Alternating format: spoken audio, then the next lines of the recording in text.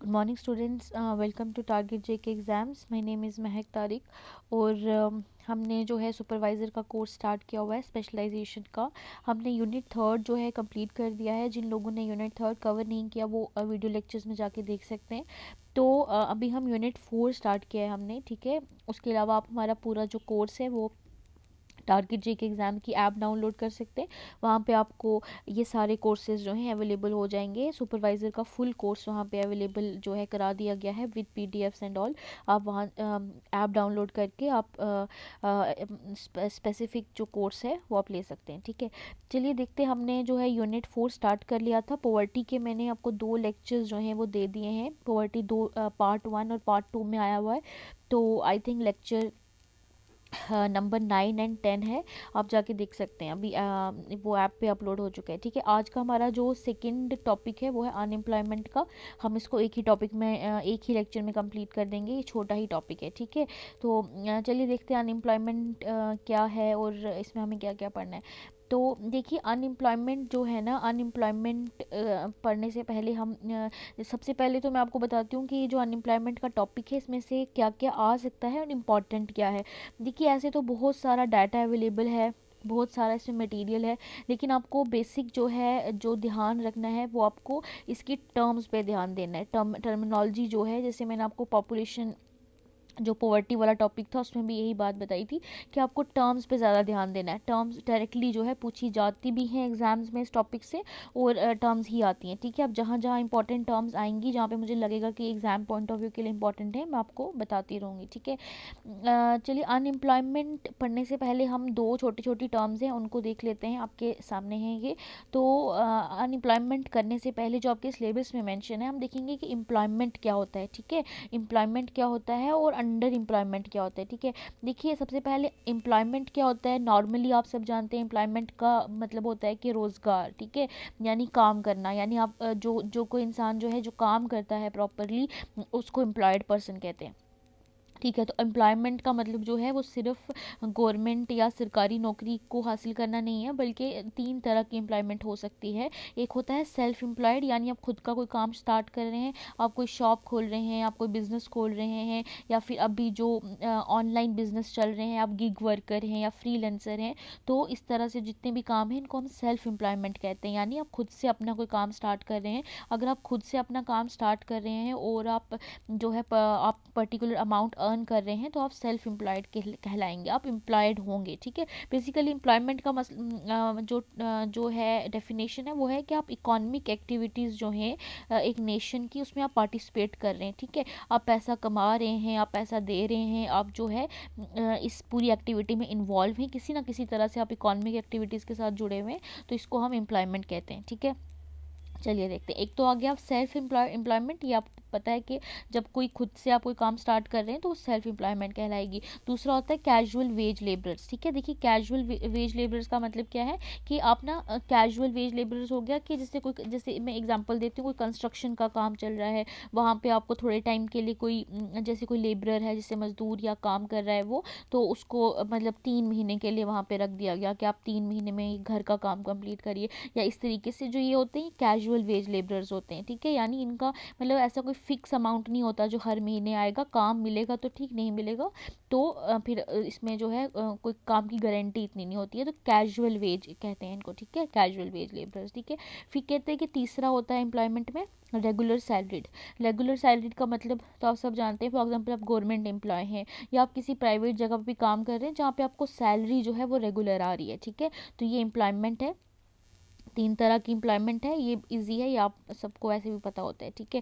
चलिए आगे देखते हैं। आगे एक टॉपिक है जिसे हम कहते हैं अंडर एम्प्लॉयमेंट, ठीक है। ये बहुत से लोगों ने नई टर्म सुनी होगी। अंडर एम्प्लॉयमेंट क्या होता है। देखिए, अंडर एम्प्लॉयमेंट ये होता है कि फॉर एग्जांपल अंडर यानी अगर आप 12th पास हैं, यानी आपकी क्वालिफिकेशन 12th की है, लेकिन आपको जो काम है वो 6th ग्रेड वालों का कराया जा रहा है, ठीक है। यानी आपके आपके पास जो है क्वालिफिकेशन अच्छी है, आपके पास स्किल अच्छा है, लेकिन जो काम है वो आपके मुताबिक नहीं है। वो काम आपके एजुकेशन के मुताबिक या आपके स्किल के मुताबिक वो काम उतना नहीं है, यानी आप अंडर यूटिलाइज हो रहे हैं, ठीक है। इसको हम अंडर एम्प्लॉयमेंट कहते हैं। यानी क्वालिफिकेशन ज़्यादा है, यानी स्किल ज़्यादा है, लेकिन काम उस मुताबिक का नहीं है, ठीक है। तो इसको हम बोलते हैं अंडर अंडर एम्प्लॉयमेंट। ठीक है, अंडर एम्प्लॉयमेंट का मतलब ये है कि जैसे फॉर एग्जांपल कोई पढ़ा लिखा इंसान है, कोई पीएचडी है, कोई एमएससी है या कुछ भी क्वालिफिकेशन है, लेकिन वो एक शॉप पे काम कर रहा है। ठीक है, तो ये अंडर एम्प्लॉयमेंट है। ठीक है, यानी एक पढ़ा लिखा इंसान है, उसका स्किल, उसका जो उसके जो क्वालिफिकेशन है वो कहीं और यूज़ होनी चाहिए थी, लेकिन एज सच के इतना एम्प्लॉयमेंट जनरेशन नहीं है, तो उसको जो है किसी और काम में मतलब काम करना पड़ रहा है जो उसके स्किल के मुताबिक नहीं है। ठीक है, देखिए अंडर एम्प्लॉयमेंट में हम देखते हैं कि दो तरह के अंडर एम्प्लॉयमेंट है, एक है विजिबल, एक है इनविजिबल। ठीक है, देखिए विजिबल होता है जो दिखाई देता है, जो दिखाई दे रहा है। ठीक है, तो मतलब इसमें जैसे कि मतलब फॉर एग्जांपल आप मतलब जब आप पूरी तरह से किसी लेबर टाइम को यूटिलाइज नहीं कर रहे हैं, या आपको वो दिखाई देगा कि ये विजिबल आपके सामने कोई फॉर एग्जांपल कोई स्किलफुल बंदा है, वो कोई छोटा काम कर रहा है जो उसके स्किल के साथ मैच नहीं कर रहा, तो यहाँ पे हमें दिखाई देता है। ठीक है, कि ये जो है ये अंडर एम्प्लॉयमेंट है। विजिबल है यानी दिखाई दे रहा है, सामने सामने आपके सामने एक शख्स जो है जो अंडर स्किल काम कर रहा है, तो वो विजिबल यानी अंडर एम्प्लॉयमेंट। देखिए एक इनविजिबल होती है कि जो हो रही होती है लेकिन सामने लोगों को इतनी दिखाई नहीं दे रही होती। ठीक है, जैसे फॉर एग्जांपल इसमें कोई इनविजिबल में कोई सेल्फ एम्प्लॉयड बंदा है। ठीक है, मतलब फॉर एग्जांपल उसने अपना कोई बिजनेस खोल रखा है, लेकिन वो अपना बिजनेस तो कर रहा है लेकिन उसका बिजनेस इतना चल नहीं रहा, तो इनविजिबल हो गया कि दिखाई तो दे रहा है कि वो पूरा साल काम कर रहा है, लेकिन असल में उसका काम इतना अच्छा नहीं है, उसको एम्प्लॉयमेंट इतना सफिशिएंट इनकम नहीं आ रहा है। ठीक है, तो इसको हम इनविजिबल अंडर एम्प्लॉयमेंट कहते हैं। यानी अंडर एम्प्लॉयमेंट तो है, यानी पूरी तरह से स्किल यूज़ नहीं हो रहा, एक्सपीरियंस यूज़ नहीं हो रहा, एजुकेशन यूज़ नहीं हो रहा, विजिबल हो गया जो सामने सामने है। जैसे एक छोटी सी एग्जांपल, फॉर एग्जांपल कोई पढ़ा लिखा इंसान है, उसके पास कोई काम काज नहीं है, तो वो जाके किसी फील्ड में काम करना शुरू कर दिया, खेत में काम करना शुरू कर दिया थोड़े टाइम के लिए, तो उसको विजिबल अंडर एम्प्लॉयमेंट कहेंगे। लेकिन इनविजिबल का मतलब यह है कि फॉर एग्जांपल कोई शॉपकीपर है। ठीक है, अब वो पढ़ा लिखा इंसान है, उसके पास बहुत स्किल है, लेकिन फिर भी उसने एक शॉप पे काम करना शुरू किया, लेकिन उस पर भी उसको कुछ इतना ज़्यादा इनकम जनरेट नहीं हो रहा है, लेकिन दिखाई तो दे रहा है। इनविजिबल यानी हमें तो दिखाई दे रहा है कि वो काम कर रहा है, लेकिन असल में उसको इतना इनकम नहीं आ रहा है, तो वो एम्प्लॉयमेंट जो है वो अंडर एम्प्लॉयड है और वो इनविजिबल अंडर एम्प्लॉयड है। ठीक है, चलिए ये दो टर्म्स हैं, ये आपको पता होनी चाहिए थी और होती भी हैं। इसमें आपके लिए नई टर्म जो है वो अंडर एम्प्लॉयमेंट रही होगी, लेकिन एम्प्लॉयमेंट तो आपको पता ही होता है क्या होता है। ठीक है, चलिए देखते हैं हम अनएम्प्लॉयमेंट क्या होता है। जो हमारा आज का टॉपिक है वो मेन यही है कि अनएम्प्लॉयमेंट। देखिए अनएम्प्लॉयमेंट क्या कहते हैं कि जब आपके पास कोई काम हो ही ना, ठीक है, आपके पास कोई काम नहीं है करने को, वर्क नहीं है, तो इसको हम अनएम्प्लॉयमेंट कहेंगे। ठीक है, इसमें जैसे इसकी जो डेफिनेशन है, इसमें कहा जा रहा है कि पर्सन इज़ एक्टिवली सर्चिंग, यानी आप जो है काम ढूंढ रहे हो। ठीक है, आप ढूंढ रहे हो और आपको काम मिल नहीं रहा, आप वर्किंग एज में हो। देखिए ये जो दो तीन जो यहाँ पे जो दिए हुए हैं ना टर्म्स जैसे दी हुई हैं, तो इसको आपने बहुत अच्छे से ध्यान में रखना है। देखिए मैंने एक टर्म लिखी है एक्टिवली सर्चिंग। ठीक है, एक्टिवली सर्चिंग यानी आप ढूंढ रहे हो। ठीक है, तो आप सर्च पे हो, ढूंढना इंपॉर्टेंट है, जिसमें आपको एक्सप्लेन करूंगी कि यहाँ पे इन टर्म्स पे क्यों इतना ध्यान दिया गया है। सेकंड टर्म है वर्किंग एज। ठीक है, देखिए मैं आपको एक इसमें एग्जांपल देती हूँ कि फॉर एग्जांपल कोई स्टूडेंट है। ठीक है, कोई स्टूडेंट है, वो कॉलेज पढ़ रहा है, तो क्या उसको हम अनएम्प्लॉयड बोलेंगे? नहीं। देखिए इसमें दो तीन टर्म्स हैं। पहला तो वो वर्किंग एज में होना चाहिए। वर्किंग एज यानी वो काम करने की जो एज है वो उसमें होना चाहिए। चलो अगर एक स्टूडेंट है वो वर्किंग एज में है, हमें पता है कॉलेज गोइंग स्टूडेंट है तो वो तो काम करने की एज में ही होगा, वर्किंग एज में है। चलिए ये वाला तो ये स्टूडेंट फील कर रहा है, इसका मतलब इसको अनएम्प्लॉयमेंट बोला जा सकता है कि अनएम्प्लॉयड नहीं।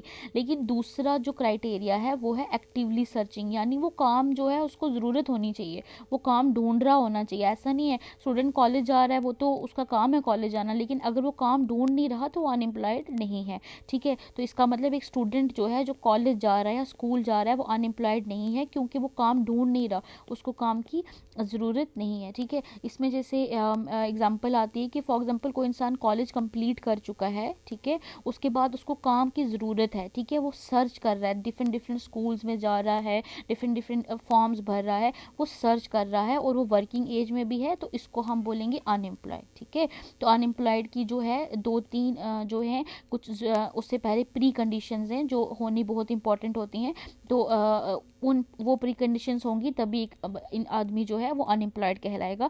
पहला तो वो काम ढूंढना चाहिए। ठीक है, अगर कोई किसी को ज़रूरत ही नहीं है, कोई घर बैठा है, कोई अपनी पढ़ाई कर रहा है, हायर स्टडीज़ कर रहा है, कोई अपना काम कंप्लीट कर रहा है, तो उसको काम की ज़रूरत नहीं है, तो उसको हम नहीं बोलेंगे, उसको हम अनएम्प्लॉयड नहीं बोलते, ठीक है। लेकिन अनएम्प्लॉयड किसे कहेंगे कि जो इंसान जो है वर्किंग एज में है और उसको काम की ज़रूरत है और वो एक्टिवली सर्चिंग, यानी वो काम को ढूंढ रहा है, और वो, इसको हम अनएम्प्लॉयड कहेंगे, ठीक है।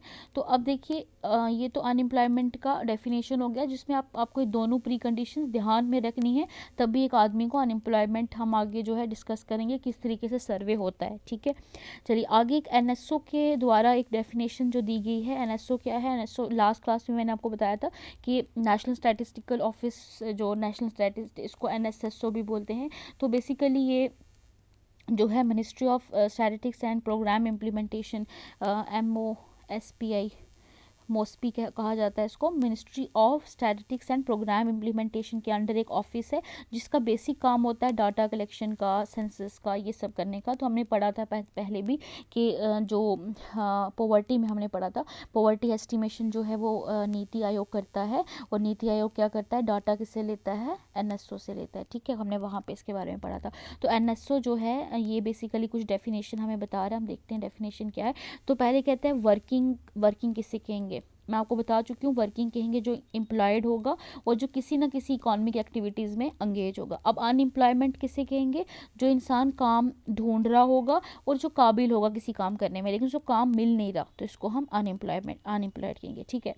चलिए ये तो हो गया। इसमें एक इंपॉर्टेंट टर्म जो मैंने आपके सामने लिखी है वो है लेबर फोर्स, ठीक है। ऐसे तो हमें डेफिनेशन जब हम पढ़ते हैं तो हमें इतना, हम देखते हैं कि लेबर फोर्स क्या है जी, जो काम कर रहे हैं, लेबर लगी हुई है, ठीक है। इसका जो असल डेफिनेशन है वो ये है, लेबर फोर्स में एक्चुअली लोग आते हैं जो एम्प्लॉयड हो, यानी जो काम कर रहे हो, एम्प्लॉयड है, काम है आपके पास, प्लस वो लोग जिनके पास काम नहीं है, ठीक है, वो अनएम्प्लॉयड हैं, ठीक है।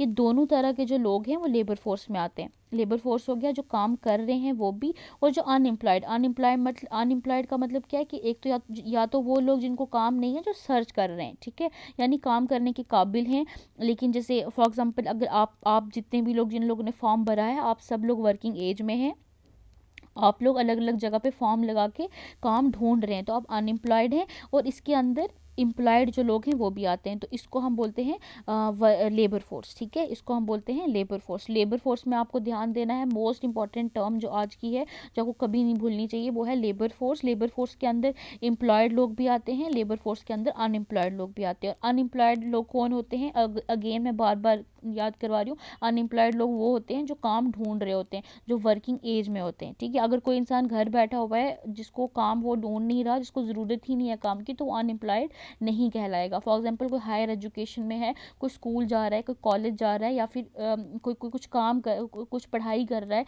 तो ये जो लोग होते हैं इनको अनएम्प्लॉयड नहीं कहते। अनएम्प्लॉयड वो लोग हैं जो काम की ज़रूरत में है, वर्किंग एज में है, और जो काम को सर्च कर रहे हैं, ठीक है। ये जो है लेबर फोर्स क्या हो गया, मैंने आपको बता दिया। लेबर फोर्स में क्या आता है, वर्किंग क्लास आती है प्लस अनएम्प्लॉयड क्लास आती है, दोनों चीज़ें जो है लेबर फोर्स में आती हैं, ठीक है। अब चलिए हम देखते हैं टाइप्स क्या हैं, कुछ टाइप्स हैं अनएम्प्लॉयमेंट की।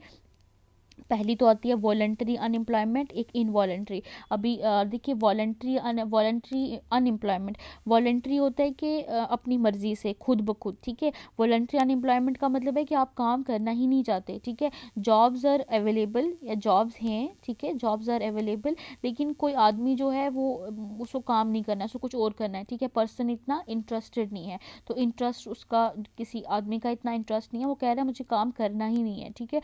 तो ये जो है, ये इस तरह की जो अनएम्प्लॉयमेंट होती है उसको हम वॉलंटरी कहते हैं। वॉलंटरी यानी आप खुद से काम नहीं करना चाह रहे।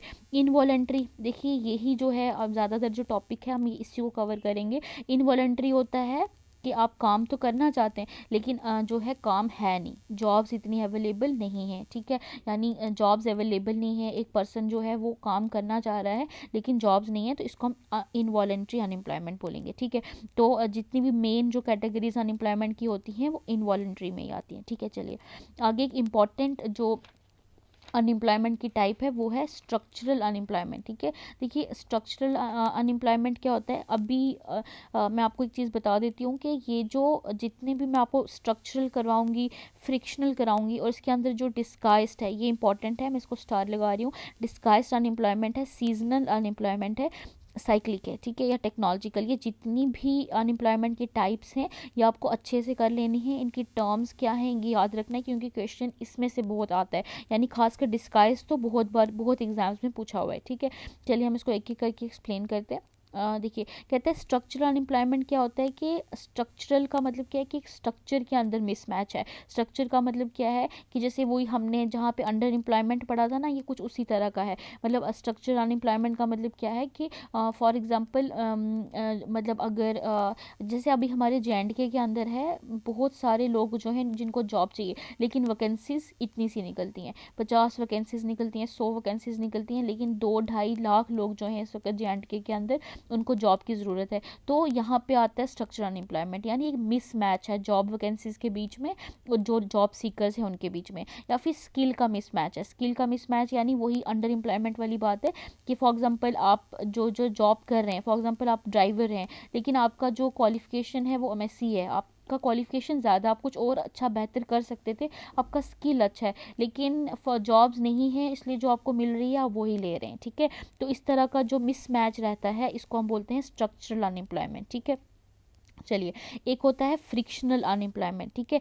फ्रिक्शनल अनएम्प्लॉयमेंट का मतलब क्या है, देखिए एक जॉब जो है ये एक सेकेंड, ये साथ साथ मैं इसको वो कर देती हूँ क्योंकि ऐसे अब कंफ्यूजन हो जाती है, ठीक है। चलिए देखते हैं, एक है आपके पास, ये आपके पास है ओल्ड जॉब, ठीक है। ओल्ड जॉब यानी आप पहले कहीं काम करते थे और आपने फिर न्यू जॉब में जाने का सोचा। ओल्ड जॉब यानी वहाँ पे आपको सैलरी कम होगी या फिर वर्किंग कंडीशंस ठीक नहीं थी, तो आपने सोचा कि मुझे यहाँ पे जॉब नहीं करना है, मुझे न्यू जॉब में कहीं नई जगह काम करना है। अब ये जो नई जगह आप जब काम करना या मिलना ढूंढना, ये जो बीच में ट्रांजिशन पीरियड होता है ना, ट्रांजिशन पीरियड यानी अभी आपको जॉब नहीं मिली है, आप बीच में खाली बैठे हुए हैं, ठीक है। तो इस ट्रांजिशन पीरियड में जो अनएम्प्लॉयमेंट होती है उसको हम फ्रिक्शनल अनएम्प्लॉयमेंट कहते हैं, ठीक है।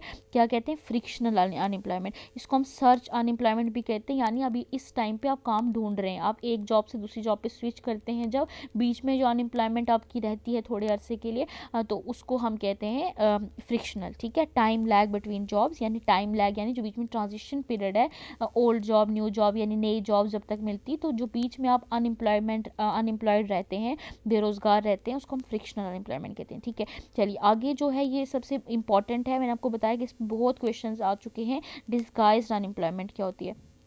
देखिए, डिस्गाइज्ड अनएम्प्लॉयमेंट होती है कि जब आपके पास ना एक काम करने के लिए, आपके पास कोई काम है उसको करने के लिए लो, फॉर एग्जांपल मैं आपको बताती हूँ कि आपको एक दीवार चढ़ानी है, ठीक है, आपको एक दीवार चढ़ानी है, ठीक है, ये दीवार है, आपको दीवार चढ़ानी थी और आपको इसके लिए दो ही लोग चाहिए थे, दो लोग चाहिए थे, लेकिन अनएम्प्लॉयमेंट इतनी है कि यहाँ पे आप ना इसी काम को करने के लिए आपने 6 लोग लगा दिए, ठीक है। तो ये होती है डिस्गाइज्ड अनएम्प्लॉयमेंट। डिस्गाइज्ड अनएम्प्लॉयमेंट यानी जो एक काम करने के लिए बहुत से लोग जिनकी ज़रूरत भी नहीं होती वहाँ पे, वो वहाँ पे एम्प्लॉयड होते हैं, ठीक है। तो जैसे इसमें सबसे बड़ी एग्जांपल जो है हमारे पास एग्रीकल्चर मिलती है। एग्रीकल्चर में क्या होता है, देखिए एग्रीकल्चर में एक फार्म होता है, ठीक है, गाँव में एक फार्म होता है, तो उसमें जो एक फैमिली का हेड होता है, ठीक है, उसके अगर कोई 3 या 4 बेटे हैं, ठीक है, लगा लो 3 बेटे हैं या 4 बेटे हैं, तो एग्रीकल्चर का जो फार्म है ना, उसमें काम करने के लिए सिर्फ शायद 1 या 2 लोग ही चाहिए थे। 1 या 2 लोग अगर वहाँ काम करते तो उसमें प्रोडक्टिविटी वगैरह होती, लेकिन इंडिया में अभी हम डिस्गाइज्ड अनएम्प्लॉयमेंट जो है एग्रीकल्चर के अंदर हमें बहुत देखने को मिल रही है। यानी ये घर का जो एक घर है जिसके अंदर 4 बेटे हैं, अब ये सारे के सारे आके यहाँ पे सुबह सुबह आके 4-5 लोग काम करना शुरू कर देते हैं। फॉर्म इतना सा है, ज़रूरत 1 या 2 लोगों की थी लेकिन 3 लोग एक्स्ट्रा आ गए।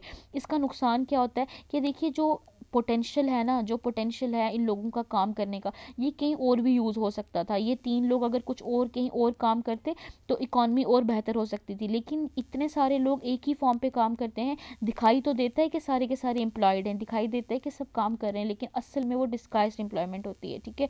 उनकी इतनी ज़रूरत नहीं होती और उनके पास कोई इतने ऑप्शंस भी नहीं होते, तो यहाँ पे वो क्या करने लगते हैं, वो जो है काम। अब इसको हमने इसको कहा जाता है कि हिडन अनएम्प्लॉयमेंट भी कहा जाता है। हिडन अनएम्प्लॉयमेंट क्यों, कि दिखाई तो दे रहा है, मैंने आपको अगेन बोला कि ये फॉर्म है, फॉर्म के अंदर दिखाई दे रहा है कि 6 लोग सुबह जाके काम कर रहे हैं, वापस आ रहे हैं घर पे, लेकिन काम कर रहे हैं, लेकिन असल में उनमें से 2 लोगों की ही ज़रूरत थी, 4 लोग जो है अनएम्प्लॉयड है, यानी उनको कोई काम है ही नहीं, वो बस सुबह जा रहे हैं वहाँ पे और ऐसे ही मतलब उनका पोटेंशियल यूज़ नहीं हो रहा, तो इसको हम हिडन अनएम्प्लॉयमेंट भी कहते हैं। यानी अनएम्प्लॉयमेंट होती है लेकिन दिखाई नहीं देती। तो इसको हम डिस्गाइज्ड एम्प्लॉयमेंट कहते हैं, जब एक से ज़्यादा लोग किसी काम के लिए जितनी ज़रूरत लोग चाहिए उससे बहुत ज़्यादा लोग हमारे पास अवेलेबल हो जाते हैं, ठीक है। तो ये इसलिए होता है क्योंकि अनएम्प्लॉयमेंट बहुत ज़्यादा, लोगों को काम है नहीं, तो इसलिए जो काम करवाने वाला भी है वो भी, जैसे उसको 2 लोग लगाने थे 200 पे, 100 रुपये के एक बंदे को देना था, लेकिन यहाँ वो 200 रुपये में 4 लोग लगा देगा 50-50 रुपये दे के। तो लेकिन इसका जो है नुकसान भी है क्योंकि ह्यूमन पोटेंशियल जो है वो इतने सही तरह से इस्तेमाल नहीं हो रहा। अगर यही जो लोग हैं कहीं और जाके काम करें तो इनका पोटेंशियल यूज़ होगा, ठीक है। तो डिस्गाइज्ड अनएम्प्लॉयमेंट इंपॉर्टेंट है, ये आपको ध्यान रखना है, ठीक है। देखिए उसके बाद आता है सीजनल अनएम्प्लॉयमेंट। ये इजी है। सीज़न का मतलब ये होता है कि सीज़न के बेस पे एम्प्लॉयमेंट, जैसे एग्रीकल्चर में ही आप जानते हैं कि जो सोन पीरियड होता है जब हम खेती बाड़ी कर रहे होते हैं, या फिर जो कटिंग का टाइम होता है, हार्वेस्ट का होता है, हार्वेस्टिंग के टाइम पे हम बहुत ज़्यादा लेबर लगाते हैं, ठीक है। तो हार्वेस्टिंग के टाइम पे तो काम मिल जाएगा लेकिन बाद में वो 2-4 महीने फ्री हो जाएंगे, तो इसको हम सीजनल अनएम्प्लॉयमेंट कहते हैं, ठीक है। फिर कहते हैं साइक्लिक अन, देखिए साइक्लिक अनएम्प्लॉयमेंट क्या क्या होती है, एक बिजनेस साइकिल होती है। बिजनेस साइकिल क्या होती है कि बिजनेस साइकिल यानी इकॉनमी के अंदर ना कभी कभी इकॉनमी अच्छी चल रही होती है और कभी कभी नीचे आ जाती है, फिर ऊपर आती है, फिर नीचे आती है, ये बिजनेस साइकिल होती है। इकॉनमी कभी अच्छा काम कर रही होती है, पैसा हमें अच्छा खासा आ रहा होता है, कभी इकॉनमी जो है बहुत नीचे चली जाती है, ठीक है। तो यहाँ पे बिजनेस साइकिल पे जो है ऐसे लोग जो है डिपेंड करते हैं। इसमें क्या होता है, अनएम्प्लॉयमेंट ज़्यादा हो जाती है, रिसेशन, रिसेशन एक ऐसे पीरियड को बोलते हैं जब इकॉनमी की जो कंडीशन होती है वो ख़राब होती है, ठीक है। इकॉनमी बैड मतलब बुरी कंडीशन में होती है, ये वाला पीरियड जो है हम रिसेशन का बोलते हैं, जब इकॉनमी नीचे जा रही होती है। जब इकॉनमी, मैं इसमें एग्जांपल देती हूँ, फॉर एग्जांपल एक कंपनी है, एक कंपनी है उसके अंदर 100 एम्प्लॉयज़ हैं, लेकिन कंपनी को इतना प्रॉफिट नहीं हो रहा, ठीक है। कंपनी जो है नुकसान में जा रही है, ठीक है। रिसेशन का पीरियड चल रहा है पूरे कंट्री में, तो ये नुकसान में जा रही है कंपनी। अब ये कंपनी क्या करेगी, अपने 100 एम्प्लॉयज़ में से 50 एम्प्लॉयज़ को निकाल देगी। क्यों निकाल देगी, क्योंकि इसको इतने पैसे ही नहीं सैलरी देने के लिए, ठीक है। जो कि हम देखते भी हैं, बहुत सारी जो कंपनीज़ हैं जब नुकसान में जा रही होती हैं तो वो अपने एम्प्लॉयज़ को निकाल देती हैं। तो इसी को हम साइक्लिक अनएम्प्लॉयमेंट कहते हैं, जो रिसेशन पे या बूम पे या फिर जो बिजनेस साइकिल पे डिपेंड करती है। जब बिजनेस अच्छा चल रहा होता है, इकॉनमी अच्छी चल रही होती है, कंपनीज प्रॉफिट कर रही होती हैं, तो वो ज़्यादा से ज़्यादा लोगों को एम्प्लॉयमेंट देती हैं, लेकिन जब वो नुकसान में आ जाती हैं तो वो लोगों को निकाल देती हैं, ठीक है। चलिए अगला एक टाइप है, that is technological unemployment. Technological unemployment होता है कि टेक्नोलॉजी की वजह से आप अपना जॉब खो रहे हैं। देखिए ये बहुत कॉमन है अब, ठीक है। अब जो हम आर्टिफिशियल इंटेलिजेंस का आना देख रहे हैं, तो उसके बाद टेक्नोलॉजिकल, हम डेली देखते हैं कि गूगल जो है वो अपने बहुत सारे एम्प्लॉय को निकाल रहे हैं, या फिर बहुत सारी ऐसी कंपनीज, क्योंकि अब उनको कंप्यूटर्स आ गए हैं, ठीक है। अब मशीन्स बहुत ज़्यादा आ गई हैं, ह्यूमन वर्क फोर्स की इतनी ज़रूरत नहीं रही, तो उसको हम टेक्नोलॉजिकल अनएम्प्लॉयमेंट कहते हैं, ठीक है। चलिए अगला जो हमने देख लिया था लेबर फोर्स क्या होता है, मैंने आपको बता दिया था। अब इसमें एक टर्म है जिसे हम वर्क फोर्स कहते हैं, ठीक है। देखिए वर्क फोर्स किसे कहते हैं कि number of people actively engaged in economy. देखिए वर्क फोर्स का मतलब है काम करने वाली जनता, ठीक है। वर्क फोर्स यानी एम्प्लॉयड लोग, तो एम्प्लॉयड जो लोग होंगे एक कंट्री में, इकॉनमी में, उसको हम वर्क फोर्स कहते हैं। लेबर फोर्स मैं आपको बता चुकी हूँ, यहाँ पे एम्प्लॉयड लोग भी होते हैं जो वर्किंग हैं, प्लस वो लोग जो अनएम्प्लॉयड है। अनएम्प्लॉयड मतलब जो सर्च कर रहे हैं काम के लिए, जिनको काम मिल नहीं रहा, ठीक है। वो इधर वर्किंग है या फिर सीकिंग अवेलेबल फॉर वर्क, ठीक है। जो काम करना चाहते हैं लेकिन काम नहीं मिल रहा, उसको हम लेबर फोर्स कहते हैं, ठीक है। चलिए अब आपके सामने एक इम्पॉर्टेंट टर्म है जिसके बारे में आपको पढ़ना ज़रूरी है, दैट इज़ अनएम्प्लॉयमेंट रेट। देखिए अगर किसी कंट्री का हमको, किसी भी कंट्री में हमें देखना है कि कितनी जनता अनएम्प्लॉयड है, हमें हमें हमें हमें एक इंडिकेटर चाहिए कि अनएम्प्लॉयड कितने लोग हैं। उसके लिए हम अनएम्प्लॉयमेंट रेट निकालते हैं, किसी भी कंट्री का या स्टेट का या जगह का हम अनएम्प्लॉयमेंट रेट निकालते हैं। अब अनएम्प्लॉयमेंट रेट क्या होता है, आपको ये याद करना है फॉर्मूला। देखिए नंबर ऑफ़ अनएम्प्लॉयड पर्सनस, पहले हम देखेंगे कि उस जगह पे कितने लोग हैं जो काम नहीं करते, अनएम्प्लॉयड पर्सन हैं, यानी काम ढूंढ रहे हैं, काम नहीं है। तो टोटल लेबर फोर्स, ये याद रखना है आपको, यहाँ पे लेबर फोर्स के साथ इसको डिवाइड करना है। अनएम्प्लॉयमेंट रेट क्या होता है, is equal to number of unemployed persons, कितने लोग हैं जो काम ढूंढ रहे हैं, जो अनएम्प्लॉयड हैं, बाई टोटल लेबर फोर्स, ठीक है। टोटल लेबर फोर्स कितनी है उस कंट्री में इन 2000%, इस तरह से, तो ये आपका अनएम्प्लॉयमेंट रेट आ जाएगा, ठीक है। अनएम्प्लॉयमेंट रेट में आपने क्या कर, आप अनएम्प्लॉयमेंट रेट क्या होता है कि कितने अनएम्प्लॉयड पर्सन हैं, ठीक है। जिसे कहते हैं कि कितने अनएम्प्लॉयड लोग हैं। अनएम्प्लॉयड लोग यानी कितने लोग हैं जो काम ढूंढना चाह रहे हैं, किस में से, लेबर फोर्स में से। लेबर फोर्स क्या होती है, लेबर फोर्स मैंने आपको बता दिया, अनएम्प्लॉयड प्लस एम्प्लॉयड, ठीक है। तो इससे ये बताता है कि अब देखिए अनएम्प्लॉयड बाई हम लेबर फोर्स करेंगे तो नेचुरली हमें पता चल जाएगा कि टोटल लेबर फोर्स में अनएम्प्लॉयड जनता कितनी है, ठीक है। तो यही इसका फॉर्मूला है। अनएम्प्लॉयमेंट रेट क्या होता है कि कितने अनएम्प्लॉयड लोग हैं by total labour force. Total labour force में अनएम्प्लॉयड लोग कितने हैं उसको हम अनएम्प्लॉयमेंट रेट बोलेंगे, ठीक है। उसी तरह से एक होता है प्रोपोर्शन अनएम्प्लॉयड रेट, ठीक है। प्रोपोर्शन का मतलब क्या है कि अनएम्प्लॉयमेंट लोग कितने हैं टोटल पॉपुलेशन में, ठीक है। ये डिफरेंस है। यहाँ पे लेबर फोर्स था, यहाँ पे टोटल पॉपुलेशन है इन 2000, ठीक है। तो ये आपको याद रखना है कि इसमें जो है ये अनएम्प्लॉयमेंट रेट क्या है कि number of unemployed person total labour force में। लेबर फोर्स क्या होती है मैं आपको बता चुकी हूँ। लेबर फोर्स का मतलब है कि employed person plus unemployed person तो इन 2000, ठीक है। और प्रोपोर्शन अनएम्प्लॉयमेंट रेट यानी कितने लोग अनएम्प्लॉयड हैं डिवाइड बाई टोटल पॉपुलेशन, यानी उस जगह की पॉपुलेशन कितनी है उस पर मैटर करता है, ठीक है। चलिए आगे हम देखते हैं कि इंडिया का क्या केस है। इंडिया का हम कुछ इंपॉर्टेंट चीज़ें इंडिया के बारे में पढ़ेंगे। देखिए इंडिया में जो है, इंडिया में सबसे पहले आपको याद रखना है कि एक पीरियोडिक लेबर फोर्स सर्वे होता है, ठीक है। पीरियोडिक लेबर फोर्स सर्वे जो होता है 2017 से स्टार्ट हुआ था और ये सालाना होता है, ठीक है। तो पीरियोडिक लेबर फोर्स सर्वे ये आपने पढ़ा होगा हर साल, जो इसका कभी कभी सर्वे आता है, डाटा आता है, तो हम न्यूज़ में देखते हैं कि पीरियोडिक लेबर फोर्स ने ये बोला, पीरियोडिक लेबर फोर्स का डाटा आता है, ठीक है। अब पीरियोडिक लेबर फोर्स आपके लिए इंपॉर्टेंट क्यों है कि इंडिया में जो है ये हमें अनएम्प्लॉयमेंट रेट और एम्प्लॉयमेंट रेट बताता रहता है। सबसे पहले 2017 में आया था और ये जो है ये पीरियोडिक लेबर फोर्स सर्वे जो करता कौन है, एनएसओ करता है। एनएसओ मैं आपको बता चुकी हूँ ministry of static, NSSO ministry of statics and programme implementation के अंदर ये ऑफिस है जो जिसका बेसिक काम क्या है कि सर्वेस करना, डाटा कलेक्ट करना, ठीक है। पीरियोडिक लेबर फोर्स सर्वे जो है वो कौन करवाता है, एनएसओ करवाता है।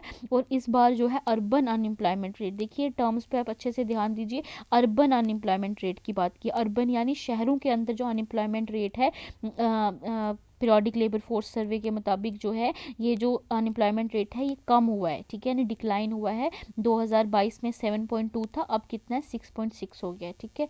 ये इंपॉर्टेंट है, 6.6 जो है हमारे पास अनएम्प्लॉयमेंट रेट जो है ये शहरों में है, ठीक है। उसके बाद कहते हैं कि एक centre for monitoring Indian economy है। Centre for monitoring Indian economy एक थिंक टैंक है। इसने भी कहा है कि जनवरी 2024 में जो अनएम्प्लॉयमेंट रेट है इंडिया में वो 6.8% है, ठीक है। तो इस तरीके से देखिए जो अनएम्प्लॉयमेंट रेट जो इंडिया का है ना वो चेंज होता रहता है। वो आपको मतलब तकरीबन हर साल चेंज होता है। रूरल का अलग है, अर्बन का अलग है। तो इस तरीके से जो अर्बन एरिया में ये बता रहा है कि 2023 का जो वो है वो कम हुआ है, 6.6 हो गया है, ठीक है। तो रूरल के अंदर जो है अनएम्प्लॉयमेंट रेट थोड़ा ज़्यादा होता है क्योंकि वहाँ पे फिर इसलिए माइग्रेशन ज़्यादा होती है, ठीक है। तो अर्बन एरियाज़ में जो है माइग्रेशन इसलिए ज़्यादा होती है क्योंकि रूरल एरियाज़ में अनएम्प्लॉयमेंट रेट अपॉर्चुनिटीज़ कम होती हैं, ठीक है। तो ये तो हो गया। चलिए देखते हैं आगे, हम देखते हैं कि what are the basic causes क्या हैं, ठीक है। जैसे हम देखते हैं कि जो कॉजेज़ क्या हैं जिसकी वजह से जो है जो अनएम्प्लॉयमेंट रेट जो है बढ़ता है। देखिए अब इसका जो फिगर है, आपको ज़्यादा फिगर पे नहीं जाना क्योंकि ये चेंज होता रहता है, फिर भी आप इसको याद रखेंगे कि इंडिया के अंदर अनएम्प्लॉयमेंट रेट जो है वो अभी अभी कितना है, अभी जो है 6.8 है, मतलब ओवरऑल, ठीक है। ओवरऑल जो है 6.8 है और ये चेंज होता रहता है। रूरल एरियाज़ में अलग रहता है, अर्बन एरियाज़ में अलग रहता है और टाइम टू टाइम भी चेंज होता है। देखिए कुछ इंपॉर्टेंट कॉजेज़ हैं जो आप सबको पता है, इसमें बताने का ज़्यादा वो ज़रूरत नहीं है। पहला तो पॉपुलेशन ग्रोथ है, ठीक है। पॉपुलेशन बहुत ज़्यादा है जिसकी वजह से अनएम्प्लॉयमेंट रेट भी ज़्यादा है, ठीक है। पॉपुलेशन ज़्यादा है तो जो जॉब अपॉर्चुनिटीज़ हैं वो क्या है कि वो कम है, जॉब्स कम हैं, लोग ज़्यादा हैं, उसकी वजह से अनएम्प्लॉयमेंट बढ़ती है। सोशल फैक्टर क्या है, सोशल फैक्टर तो इंडिया में जितनी भी प्रॉब्लम्स हैं, चाहे वो पॉवर्टी हो चाहे वो अनएम्प्लॉयमेंट हो, उसमें सोशल फैक्टर का कंट्रीब्यूशन रहता है।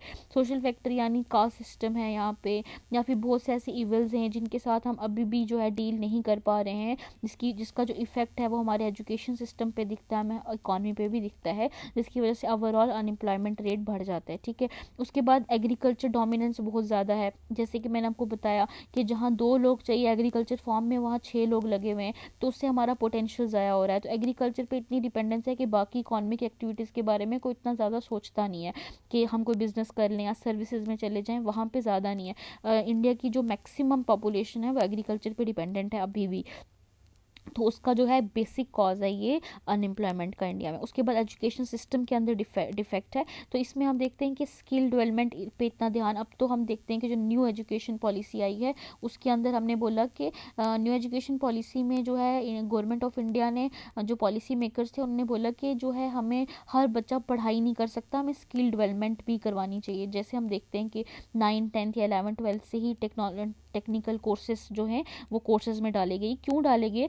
ताकि अगर किसी इंसान को जॉब नहीं मिल रही है, ठीक है, लेकिन उसके पास कोई ना कोई स्किल हो। स्किल का मतलब ये है कि फॉर एग्जांपल वो जैसे वुड क्राफ्टिंग होती है J&K के अंदर, जैसे नमदा मेकिंग आप जानते हैं, जैसे फॉर एग्जांपल कुछ और काम जो आप अपने हाथ से कर सकें, जैसे कुछ ITI सेंटर्स बने हुए हैं जहाँ पे आपको ट्रेनिंग दी जाती है, तो आपका स्किल अच्छा हो ताकि अगर आपके पास जॉब्स नहीं है तो आप उन स्किल की हेल्प से अपना जो है काम जो है कर पाएँ, ठीक है। तो न्यू एजुकेशन पॉलिसी में अब तो ये लाया गया है स्किल, जो बच्चों को 9-10 से ही जो है पढ़ाना शुरू कर दिया जाएगा, उससे पहले ट्रेनिंग स्टार्ट हो जाएगी, ठीक है। तो इस तरह से ये कुछ फैक्टर्स हैं, कुछ कॉजेज़ हैं जो हमारे अनएम्प्लॉयमेंट को बढ़ाते हैं। पॉपुलेशन है, पॉपुलेशन के बारे में आप जानते हैं, सोशल फैक्टर्स हैं, एग्रीकल्चर पे हमारी डिपेंडेंस बहुत ज़्यादा है, एजुकेशन सिस्टम हमारा फ्लॉ है, स्किल डेवलपमेंट पे इतना ध्यान नहीं दिया जाता, या फिर हम कह सकते हैं कि प्राइवेट जो सेक्टर है वो उतना ज़्यादा डेवलप नहीं है। प्राइवेट सेक्टर अगर डेवलप होता है तो गवर्नमेंट जॉब्स अगर नहीं भी होती तो प्राइवेट सेक्टर में लोग जाके जॉब लेते हैं,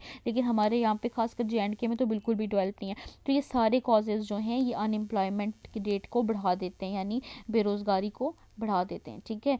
तो ये आगे कॉजेज़ इसके, ठीक है। उसके बाद में एक डेफिनेशन है, इसमें कहा जाता है कि एक पर्सन जो है अगर वो 8 घंटे के लिए काम कर रहा है इंडिया के अंदर, अगर कोई आदमी 8 घंटे काम कर रहा है या 273 डेज पर ईयर काम कर रहा है तो वो एम्प्लॉयड कहलाएगा, ठीक है। इंडिया के अंदर डेफिनेशन क्या है कि अगर हम 8 घंटे काम कर रहे हैं और साल में 273 दिन काम कर रहे हैं तो हम एम्प्लॉयड कहलाएंगे, ठीक है। अभी चलिए हम देखते हैं कि सबसे पहले 1973 के अंदर जो बी भगवती कमेटी थी ये बनी थी। देखिए पॉवर्टी के अंदर हमने कमेटीज़ पढ़ी थी, वो बहुत सारी कमेटीज़ थी, ठीक है, लेकिन इसके अंदर हमें एक ही कमेटी के बारे में पढ़ना है, that is Bhagwati committee. B Bhagwati committee जो है 1973 में प्लानिंग कमीशन के द्वारा बनाई गई थी। ये अनएम्प्लॉयमेंट रेट के को स्टडी करने के बारे में और इसका हल निकालने के बारे में इस कमेटी की रिपोर्ट आई थी, ठीक है। प्लानिंग कमीशन ऑफ इंडिया आप जानते हैं 1950 में बना था, नीति आयोग ने इसको रिप्लेस किया था, कब किया था? 2015 में, ठीक है। चलिए, बी भगवती जो कमेटी है उसके मुताबिक बोला गया कि 3 एस्टीमेट मेथड हैं, 3 तरह से हम जो है अनएम्प्लॉयमेंट लोगों को एस्टीमेट करेंगे इनको, ठीक है। इन ये डेफिनेशंस इंपॉर्टेंट है, आपको याद रखनी है। एक है usual principal status, current weekly status और करंट डेली स्टेटस, ये तीनों बहुत इंपॉर्टेंट है। चलिए मैं आपको इसको एक एक करके समझाती हूँ। देखिए सबसे पहला आता है यूजुअल प्रिंसिपल स्टेटस। यूजुअल का मतलब यूजुअली, मतलब आमतौर पे ऐसे ही रहता है, जिसको हम यूपीएस भी कहते हैं। देखिए यूजुअल प्रिंसिपल स्टेटस का मतलब क्या है कि एक साल के अंदर जो ये बंदा है वो मैक्सिमम टाइम यानी 6 महीने या 8 महीने के लिए ये अनएम्प्लॉयड रहता है, ठीक है। ये अनएम्प्लॉयड रहता है 6 महीने के लिए या 7-8 महीने के लिए, तो यूजुअल प्रिंसिपल स्टेटस मिलता है। मतलब फॉर एग्जांपल अगर आप में से कोई साल में से 8 महीने कोई काम नहीं करता है तो आपको बोला जाएगा कि this person is having usual principal status, यानी ये साल के अंदर 6-7 महीने कोई काम नहीं करता है, ठीक है। तो यूजुअल प्रिंसिपल स्टेटस कहा जाता है, ठीक है, जब आप जो है मेजर पार्ट ऑफ ईयर में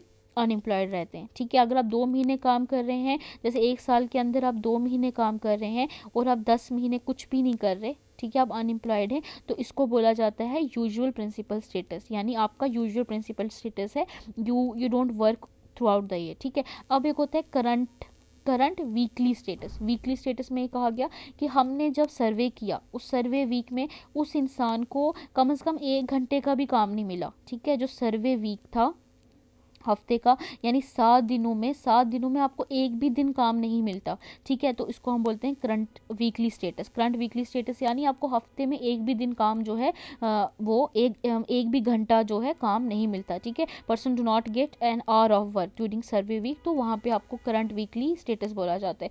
फिर करंट डेली स्टेटस क्या है? CDS डेली स्टेटस क्या है कि आपको मतलब जो है काम वो नहीं मिल रहा है तो एटलीस्ट 1 घंटा, मतलब 1 घंटा पर पर डे भी आपको जो है उस सर्वे वीक में काम नहीं मिल रहा है, ठीक है। तो इसको हम बोलते हैं current daily status. Current daily status क्या हो गया कि आप जो है कम से कम 1 घंटा 1 दिन का भी जो है काम में एंगेज नहीं है तो आप अनएम्प्लॉयड हैं, ठीक है। ये क्रॉनिक अनएम्प्लॉयमेंट कहा जाता है।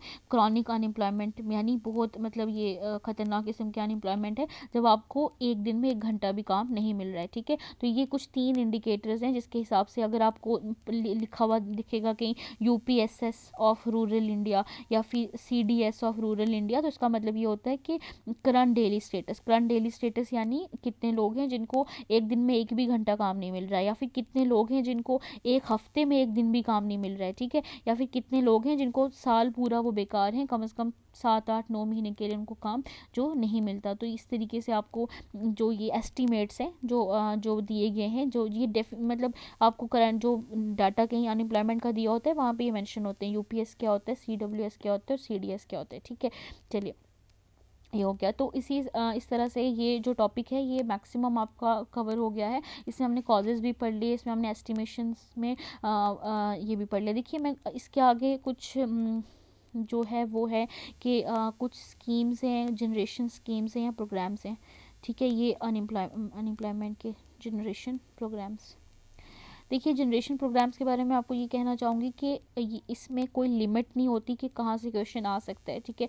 इसमें हज़ारों प्रोग्राम्स हैं, तो हम इसमें क्या करते होते हैं कि हम इसमें मोस्ट इंपॉर्टेंट प्रोग्राम्स को देख लेते हैं। लेकिन इसका मतलब ये हरगिज़ नहीं है कि मोस्ट इंपॉर्टेंट प्रोग्राम्स यानी आप उन्हीं को देखेंगे। आप इसमें अगर पॉवर्टी के प्रोग्राम्स, अगर आपने फॉर एग्जांपल पॉवर्टी की स्कीम्स 5 स्कीम्स याद कर ली, उसी तरह से आप अनएम्प्लॉयमेंट में 5 स्कीम्स याद कर लेंगे, या फिर आगे पॉपुलेशन को कंट्रोल में कुछ 2 3 कर लेंगे, तो इस तरीके से आप मैक्सिमम जो है वो ओवरलैप ही कर रही होती हैं मोर और लेस। यानी वुमेन की अगर हम आगे 6 यूनिट में पढ़ेंगे, वुमेन की आपने कोई 5 स्कीम्स तैयार कर ली हैं, चाइल्ड की 4 5 कर ली हैं, उस तरीके से आपको स्लोली तकरीबन 20 से 25 स्कीम्स जो हैं वो जहन में रहती हैं। तो फिर वो 20 से 25 जो हैं उनमें से कोई ना कोई क्वेश्चन आ जाता है। तो ऐसा नहीं है कि आप जो अनएम्प्लॉयमेंट या जनरेशन प्रोग्राम्स हैं इनके रिलेटेड सारी स्कीम्स एक ही बार पढ़ लेंगे 50 60 स्कीम्स, तो ऐसा पॉसिबल नहीं है। इससे क्या होता है कि आप जो धीरे धीरे आप चाइल्ड में पढ़ेंगे, वुमेन में पढ़ेंगे, मोर और लेस जो स्कीम्स हैं वो ओवरलैप करती हैं, तो आपको ये धीरे धीरे पता चलता है कि वो आहिस्ता आहिस्ता आपके दिमाग में खुद ही बैठ जाएंगे, ठीक है। देखिए चलिए हम इसमें आपको कुछ इंपॉर्टेंट करवाती हूँ जो मेरे हिसाब से मुझे इंपॉर्टेंट लगती हैं। देखिए एक है स्टार्टअप इंडिया, ठीक है। स्टार्टअप इंडिया ये एक प्रोग्राम लॉन्च किया गया था, ठीक है। देखिए सबसे पहले इसको हमने मिनिस्ट्री ऑफ कॉमर्स ने लॉन्च किया था, ठीक है। मिनिस्ट्री ऑफ कॉमर्स या economic affairs, ministry of commerce ने लॉन्च किया था और 2016 में लॉन्च किया था, ठीक है।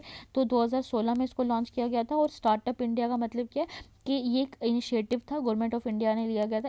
इसके मुताबिक हमें क्या करना था कि एंटरप्रेन्योरशिप यानी मतलब छोटी जो काम कोई स्टार्ट करना चाह रहा है या एंटरप्रेन्योरशिप में आना चाह रहा है, तो उसके लिए ये स्टार्टअप इंडिया स्टार्ट किया था, बिजनेस वगैरह के लिए, ठीक है।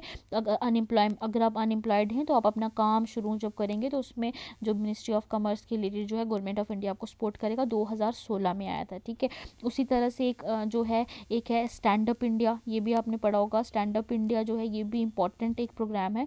तो स्टैंड अप इंडिया जो है ये जो है ये भी मिनिस्ट्री ऑफ फाइनेंस के अंडर आया था, मिनिस्ट्री ऑफ फाइनेंस के अंडर आया था। और इसमें भी क्या बोला गया था कि बेसिकली हम फाइनेंसिंग करते थे। स्टैंड अप इंडिया में फाइनेंसिंग यानी लोन्स प्रोवाइड किए जाएंगे आपको काम के लिए। अगर आपके पास अनएम्प्लॉयड है, कोई काम नहीं है, तो फाइनेंशियल लोन्स प्रोवाइड किए जाएंगे और इसमें सब्सिडी होगी। इसमें SC ST या वुमेन के लिए अलग से जो है थोड़ा सा कोटा होगा, ठीक है, उनको हेल्प करने के लिए। तो इस तरीके से ये स्टैंड अप इंडिया का स्कीम आया था, ठीक है। उसके बाद हम जो इम्पोर्टेंट जो स्कीम है जो हम इसमें पढ़ते हैं वो है प्रधानमंत्री जो इम्पोर्टेंट इसमें है कौशल विकास योजना, ठीक है। आपको याद रखना है कौशल विकास योजना जो है ये इम्पोर्टेंट है। कौशल विकास योजना इसको बोलते हैं PMKVY, ठीक है। कौशल विकास योजना जो है ये आपके लिए इम्पोर्टेंट है क्योंकि ये डील करती थी अनएम्प्लॉयमेंट के साथ, ठीक है। ये स्किल डेवलपमेंट के लिए थी, ठीक है। स्किल डेवलपमेंट के लिए सबसे पहले तो मैं आपको बता चुकी हूँ स्किल डेवलपमेंट क्या होता है कि गवर्नमेंट ऑफ इंडिया ने कहा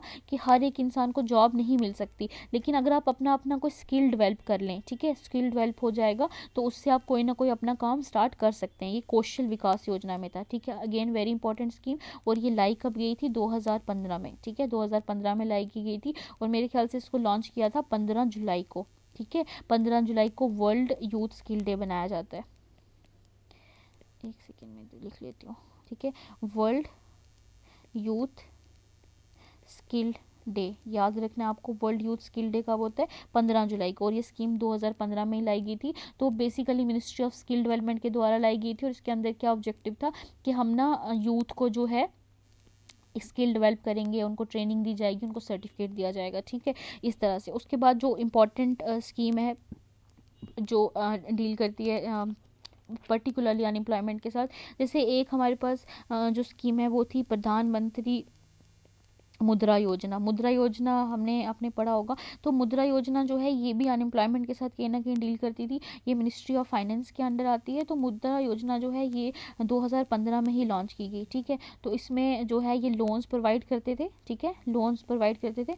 और जो ये लोन्स हैं मतलब मुद्रा लोन्स हैं, ये पीएम प्राइम मिनिस्टर प्रधानमंत्री मुद्रा योजना के अंदर दिए जाते थे, ठीक है। तो कमर्शियल बैंक से, आरआरबी से या स्मॉल फाइनेंस बैंक से कहीं भी आपको ये लोन मिल सकता था। और ये जो लोन है ये आप जो है ये आप यूज़ कर सकते थे for the development of small scale industries, ठीक है। आप अपना काम स्टार्ट कर सकते थे। तो मुद्रा योजना जो है ये भी 2015 में लाई गई थी प्राइम मिनिस्टर के द्वारा। और इसका मकसद क्या था कि जो एंटरप्रेन्योरशिप है उसको बढ़ावा देना, ठीक है। तो प्राइवेट सेक्टर को बेसिकली, यानी आप जो गवर्नमेंट जॉब के लिए आप ना बैठे रहें, आप जो है आप काम अपना कर सकते हैं मुद्रा योजना के अंडर, ठीक है। उस तरह से और भी कुछ, जैसे मैं इम्पॉर्टेंट जो स्कीम है इसमें आप जो है मनरेगा भी आती है, ठीक है। देखिए मनरेगा हम पढ़ चुके हैं, पॉवर्टी वाले में भी पढ़ चुके हैं। तो इसमें कुछ इंपॉर्टेंट इतना नहीं है, रूरल डेवलपमेंट के अंदर थी ये। और इसके अंदर बेसिकली क्या था कि 100 दिन का काम प्रोवाइड करना है, 100 डेज़ का गारंटी काम जो है वो एक फाइनेंशियल ईयर में एवरी रूरल हाउस होल्ड को, हर एक जो रूरल गांव के अंदर जो घर हैं उनको जो है 100 दिन का काम दिया जाता था, ठीक है। 100 दिन का जो अडल्ट मेंबर्स हैं उनको दिया जाएगा। तो अनस्किल्ड मेंबर्स, यानी घर के अंदर कुछ ऐसे लोग जिनके पास कोई स्किल नहीं है, कोई काम नहीं करते, उनको 100 दिन का काम दिया जाएगा और उनको पेमेंट कर दी जाती थी। तो ये भी जो मनरेगा है ये भी बेसिकली एम्प्लॉयमेंट के लिए ही आई थी, ठीक है। तो उसके अलावा जैसे एक मिशन है, एक इम्पॉर्टेंट है, वो है जैसे आजीविका, ठीक है, आजीविका नेशनल रूरल लाइवलीहुड मिशन, ठीक है। देखिए आजीविका नेशनल रूरल लाइवलीहुड मिशन जो है ये रूरल डेवलपमेंट के अंदर है। तो नेशनल रूरल लाइवलीहुड मिशन तो आपको नाम से पता चल गया होगा। तो ये rural ministry of rural development ने इसको लॉन्च किया था 2011 में, ठीक है, by ministry of rural development, ठीक है। रूरल डेवलपमेंट वाली मिनिस्ट्री ने इसको लॉन्च किया था 2011 में। और बेसिकली इसको जो है एड वर्ल्ड बैंक से भी मिलती है, ठीक है। तो बेसिकली हाउस होल्ड इनकम को बढ़ाने के लिए, लाइवलीहुड इन्हांसमेंट के लिए, फाइनेंशियल सर्विस को ये इम्प्रूव करने के लिए national rural livelihood mission launch किया गया था, ठीक है। उस तरीके से जो है हम देखते हैं कि नेशनल रूरल जो है जैसे कि हम देखते हैं national urban livelihood mission launch किया था, ठीक है। जैसे दीनदयाल अंत्योदय योजना, ठीक है, दीनदयाल जिसको हम डे भी कहते हैं, दीनदयाल अंत्योदय योजना के द्वारा national urban livelihood mission launch किया गया था, ठीक है। तो ये अर्बन है, ये रूरल है, ये अर्बन है। तो ये अर्बन मिनिस्ट्री ऑफ, ये इन दोनों की मिनिस्ट्रीज अलग अलग हैं। ये ministry of housing and urban affairs के द्वारा स्टार्ट किया गया था, ठीक है, रूरल अफेयर्स। आपको इसमें इन दोनों में एक क्वेश्चन बहुत कॉमन है, वो मिनिस्ट्रीज का आता है। देखिए जो national rural health mission, national rural livelihood mission है, ये मिनिस्ट्री ऑफ रूरल डेवलपमेंट के द्वारा, और national urban livelihood mission housing ministry के द्वारा स्टार्ट किया गया था, ठीक है। तो इसका काम भी जो क्या था कि हमें जो है जो अर्बन एरिया, जो अर्बन पुअर हैं, यानी जो शहरों के अंदर गरीब लोग हैं, उनकी हेल्प करने के लिए इसको खासकर लॉन्च किया गया था। उनको एम्प्लॉयमेंट स्किल डेवलपमेंट करने के लिए या सस्टेनेबल बेसिस पे उनको एम्प्लॉयमेंट देने के लिए। तो ये सारा जो काम है ये मिनिस्ट्री ऑफ हाउसिंग और अर्बन अफेयर्स के द्वारा किया गया था, नेशनल अर्बन लाइवलीहुड मिशन लाकर, ठीक है। उसके अलावा भी कुछ छोटी छोटी स्कीम्स हैं जो आपको याद रखनी है, जैसे गरीब कल्याण योजना, उसके बाद मतलब बहुत सी हैं इस तरह। तो बहुत सारी, आत्मनिर्भर भारत रोजगार योजना, तो जितनी भी जो न्यूट्रिशन के साथ भी जो स्कीम्स हैं, मैंने आपको बताया, जो वुमेन स्कीम होंगी, जो चिल्ड्रन स्कीम होंगी, जो पॉवर्टी की स्कीम होंगी, होंगे, वो जो जो हम स्कीम कम से कम जो आप एक में 5-5 स्कीम्स भी करेंगे तो उस तरीके से 25 से 30 स्कीम्स ही हैं जो इंपॉर्टेंट है, जो कवर आपकी हो जाएंगी। और मोर और लेस जो स्कीम्स होती हैं इनका एक मकसद जो होता है वो एक नहीं होता, मतलब एक में न्यूट्रिशन की कोई स्कीम आएगी तो उसका सिर्फ मकसद सिर्फ वो नहीं होगा, उसका मकसद जो है वो न्यूट्रिशन में भी होता है, वुमेन में पॉवर्टी में भी होता है और अनएम्प्लॉयमेंट में भी होता है। लेकिन ये बेसिक जो मुझे लगी इंपॉर्टेंट मैंने आपको ये करवाई हैं। इसमें जो है वो स्टार्टअप इंडिया इंपॉर्टेंट है, आप ये देख लीजिए। स्टैंड अप इंडिया इंपॉर्टेंट है जो बिल्कुल जो है अनएम्प्लॉयमेंट के साथ डील करता था। कौशल विकास योजना जो है बहुत इंपॉर्टेंट है। स्किल डेवलपमेंट मिशन जो हमारा, मुद्रा योजना जो है ये इंपॉर्टेंट है, लोन्स प्रोवाइड करना। उसके अलावा नरेगा, ठीक है। तो इसके अलावा जो स्किल डेवलपमेंट की कोई भी जो आती है वो सबकी सब, जैसे स्किल डेवलपमेंट में मैं आपको एक इंपॉर्टेंट कराती हूँ। एक है नेशनल, ठीक है, नेशनल अप्रेंटाइज, ठीक है, नेशनल अप्रेंटिसशिप प्रमोशन स्कीम, ठीक है, प्रमोशन स्कीम, ठीक है। इसको हम शॉर्ट में बोला जाता है नैप्स। नैप्स का मतलब क्या है कि नेशनल अप्रेंटिसशिप प्रमोशन स्कीम, ठीक है, नैप्स बोला जाता है। बेसिकली ये स्किल डेवलपमेंट की जो एंटरप्रेन्योरशिप स्किल डेवलपमेंट के अंदर लॉन्च की गई स्कीम है और ये हमने 2016 में की है, ठीक है। 2016 में गवर्नमेंट ऑफ इंडिया ने किया। इसके अंदर भी सेम, ठीक है, वो ना मतलब टेक्नोलॉजी का यूज़ करके हमें स्किल डेवलपमेंट को बढ़ाना है, तो ठीक है, मतलब बेसिक जो इसका मकसद है वो स्किल डेवलपमेंट का ही है, ठीक है। तो ट्रेनिंग करना वो सब करना स्किल डेवलपमेंट का ही है। तो इसमें जो मेन चीज़ है स्किल डेवलपमेंट में हम जो अनएम्प्लॉयमेंट ख़त्म करने के लिए ना गवर्नमेंट का जो मेन काम है वो क्या है, वो स्किल डेवलपमेंट करना अब के टाइम में। क्योंकि अगर आपके पास अच्छा स्किल होगा तो आप फिर गवर्नमेंट जॉब्स की तलाश में अनएम्प्लॉयमेंट नहीं रहेंगे, आप अपना कोई काम शुरू कर सकते हैं, ठीक है। इस तरह से ये स्कीम्स हो गई हैं। तो अगर मीन वाइल जो अगर मुझे कुछ और भी इसमें आती रहेंगी याद, जब हम आपके लिए एमसीक्यू सीरीज़ लाएंगे ना तो जो भी चीज़ें आपकी छूटेंगी वो एमसीक्यू सीरीज़ में कवर करवा दी जाएंगी, ठीक है। तो इस तरह से आपका ये टॉपिक कंप्लीट होता है अनएम्प्लॉयमेंट का।